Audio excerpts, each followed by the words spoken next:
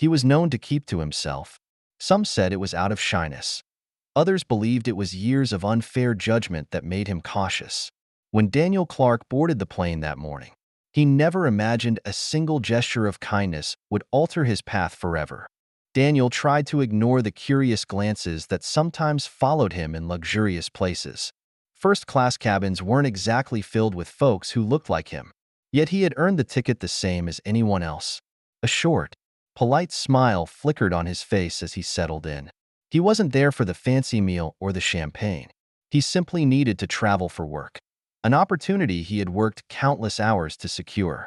Setting his leather backpack beneath the seat, Daniel pulled out a battered novel he had been reading for weeks and flipped to where he had left off. He sank into the comfortable cushion, something in him relaxing for the first time in days. The flight attendant approached, offering water or juice, and he asked for a glass of orange juice. Feeling parched, he nearly dozed off, lulled by the hum of the plane's engines, but paused to note the people drifting in around him. His mind wandered to the days that had led him here.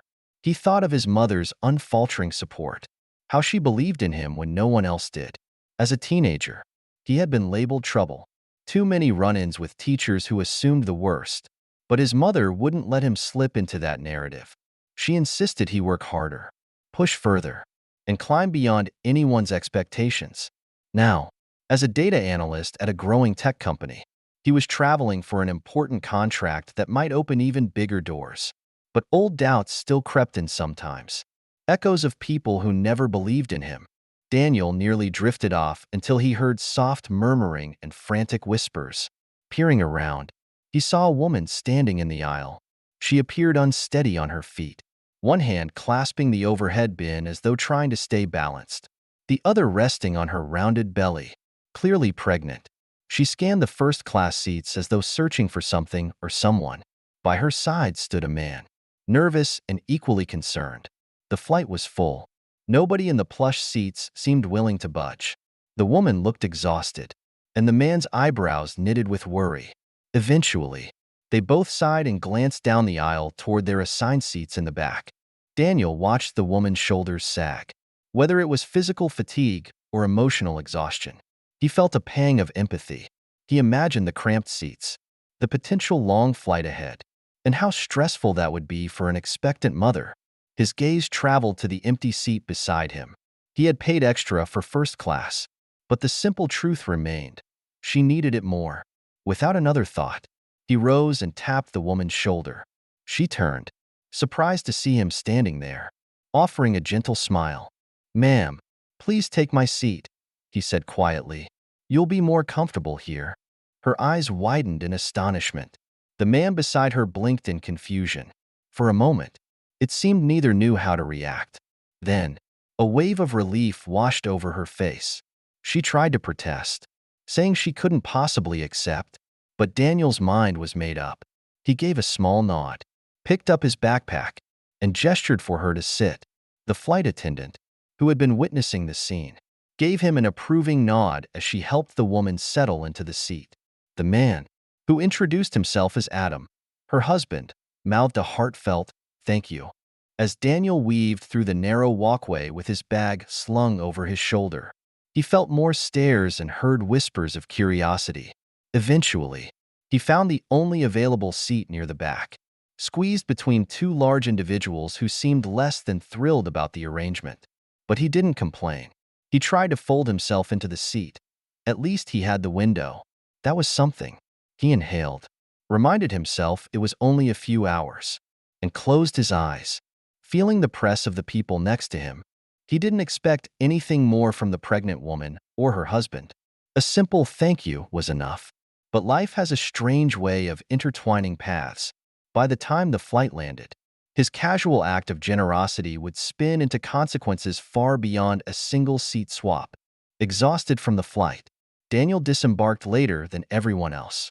He trudged into the airport, waiting in line for coffee to wake him up. He had a meeting to attend in just a few hours.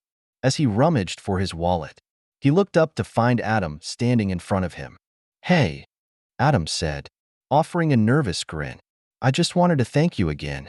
My wife's name is Emily, and I'm Adam. You really helped her out." She had some complications last month, and sitting in coach would have been tough on her. Daniel nodded, trying to brush it off. It's all right. I'm just glad she could be comfortable. Adam asked his name. He introduced himself as Daniel, and they shook hands. Adam insisted on buying his coffee. Daniel felt awkward accepting, but couldn't refuse the man's sincerity. After placing their orders, Adam explained that they were in town because Emily's father had recently passed away. She wanted to gather with her family before giving birth. Daniel offered condolences, uncertain if he should pry further. Adam's earnest gratitude, however, was disarming. Before parting ways, Adam insisted they exchange numbers. Daniel wasn't sure if anything would come of it, but the man seemed insistent. They parted on a warm note, and Daniel hurried off to his meeting. He saw no sign of Emily and felt a quiet hope that she was resting or had found a calmer environment after the stress of travel. Arriving at the downtown office of a prestigious firm considering awarding his company a large contract, Daniel felt the weight of expectations. He had studied all the data and was determined to deliver a pitch that would make them trust his firm's analytical expertise. In the conference room, he faced two stern-faced executives, a middle-aged woman with graying hair pulled into a tight bun and a younger man tapping a pen on the table. Their expressions gave nothing away. Daniel had to push aside lingering nerves. He prepared for weeks, practically memorizing data sets and anticipating questions. As he explained the scope of what his company could offer, he detected subtle flickers of intrigue in their eyes. But halfway through his presentation, the older woman gave him a hard look. What makes you think your team can handle this project? We've spoken to a lot of firms, many with more experience in the field than you have, she said, her voice sharp and challenging. Daniel steadied himself. We may be a younger firm, he replied, but we have a diverse, talented team that's already delivered results for organizations like yours. We integrate fresh approaches with reliable data analytics. We're nimble, adaptable, and resourceful. You'll get a personalized focus you can't find at larger corporations that rely on old methods.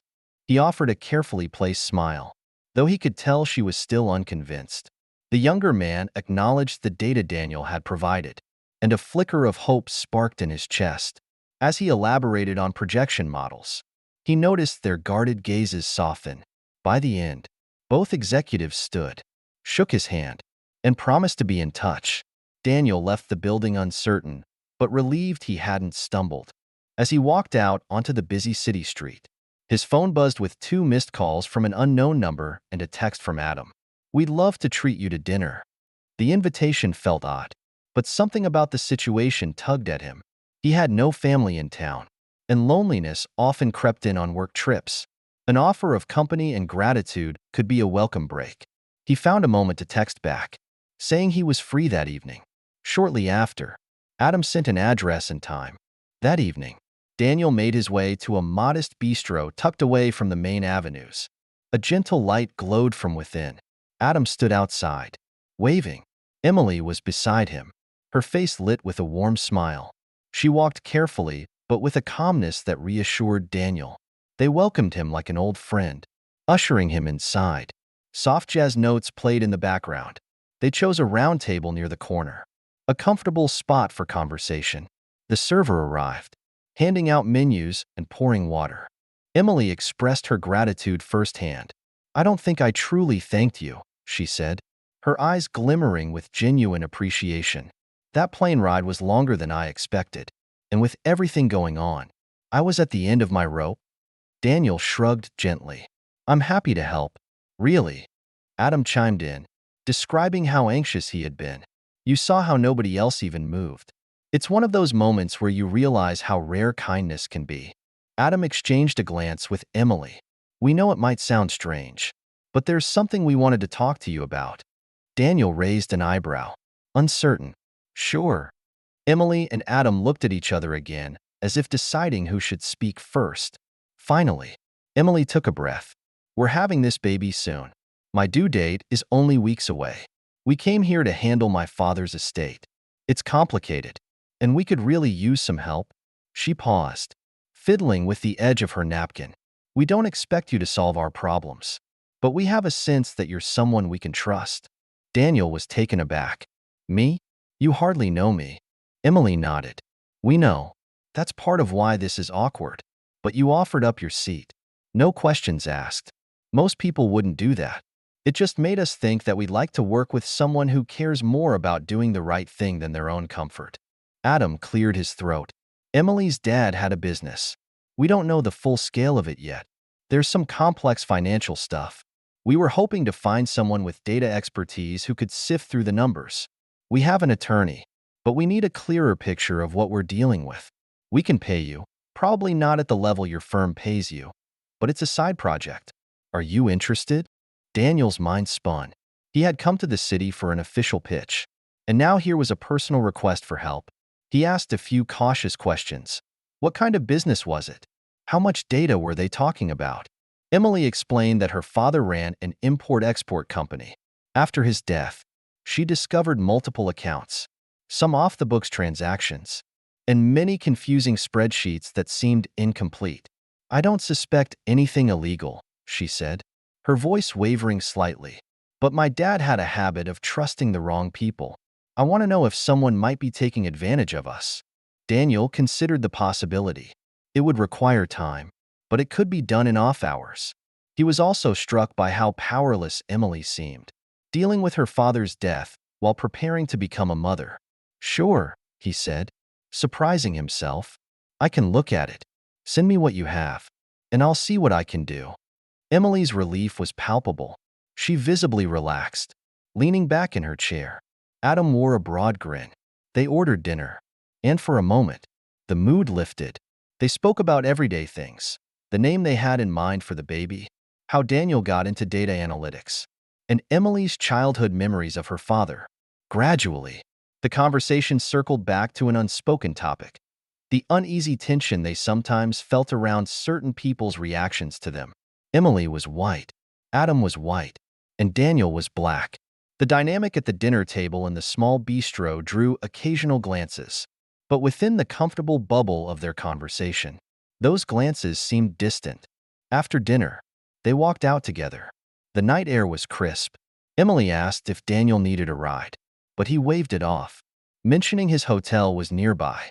They parted ways with a genuine sense of connection, though none of them could predict how entwined their fates would become.